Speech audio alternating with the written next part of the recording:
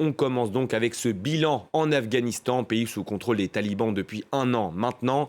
Sur place, je vous le disais, 21 personnes ont été tuées et 33 autres blessées dans un attentat.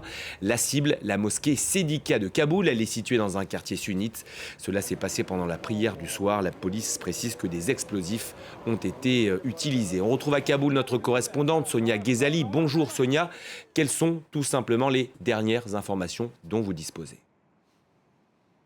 Mais écoutez, ce que vous disiez, le bilan s'est alourdi. On sait donc qu'il y a eu cette puissante explosion dans le nord-ouest de Kaboul hier soir. Elle a eu lieu au cœur d'une mosquée au moment de la prière du soir. Des vidéos amateurs prises dans la mosquée quelques minutes après l'explosion ont été postées sur les réseaux sociaux et elles montrent la puissance de la déflagration.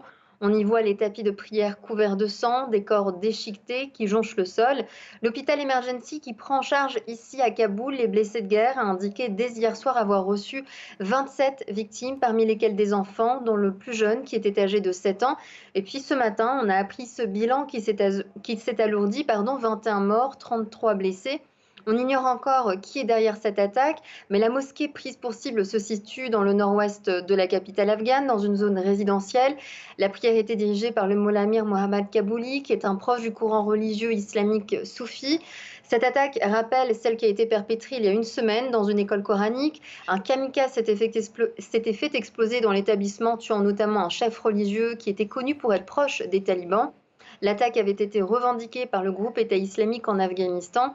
Le groupe terroriste continue de s'attaquer régulièrement aux minorités chiites ainsi qu'aux soufis et aux sikhs qu'il considère comme hérétiques. Et ils prennent également pour cible les représentants du pouvoir. Les talibans sont d'ailleurs des cibles également de la branche afghane de l'EI en Afghanistan.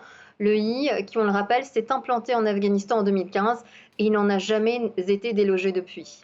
Merci beaucoup Sonia.